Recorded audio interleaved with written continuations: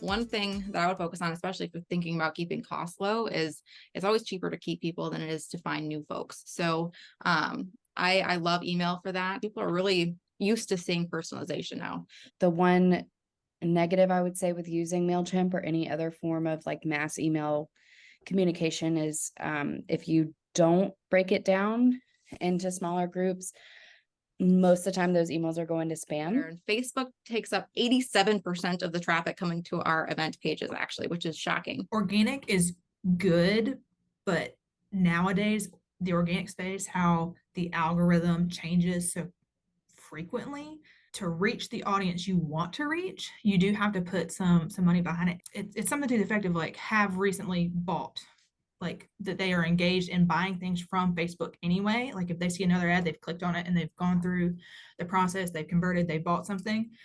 You can even narrow it down as to those kind of people who are already willing to buy stuff that they see off of Facebook. It's having a website, having a place where all of your information is centralized, having a space that you can carve out that is your own, that you pay for the domain, because Facebook could be gone tomorrow. So brand recognition requires repetition. And in marketing, there's this controversial rule of 7, which has been proven, disproven, proven, disproven. But there's this idea that you have to see something 7 times for you really to remember it. So something that really helps with that is having just a one pager that has all of your branding necessities on there. So you got all of your color codes. There are hex color codes. Everybody knows exactly what color red your brand is. Also making sure that your whole team is using the same font when they're creating content.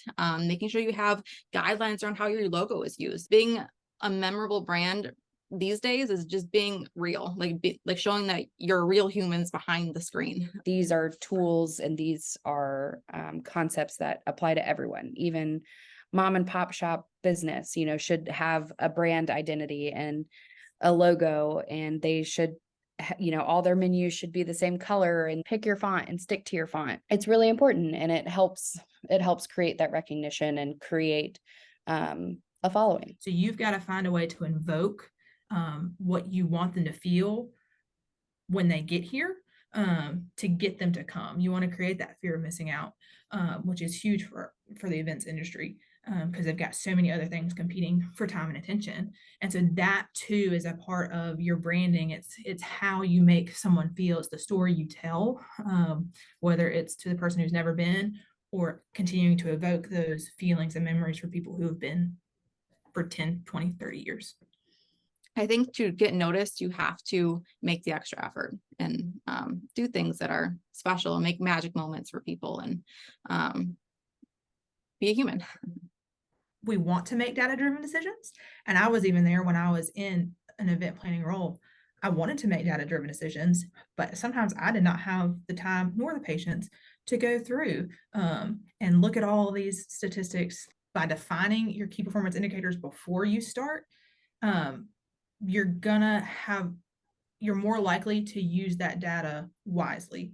Anything that doesn't end up in the garbage is good merch. Anything that continues to be used and sit on your desk, or you put on every once in a while. I always try to consider something that, will the person who takes this use it again, or will it hit the trash can before they leave the event? I've gotten feedback from sponsors to be like, yeah, I really don't want to give to these organizations anymore, or I don't want to give to these projects anymore because I'm getting my logo this big inside of logo soup. So why am I spending $5,000 to be in logo soup? These are items that I would really love to have at my events.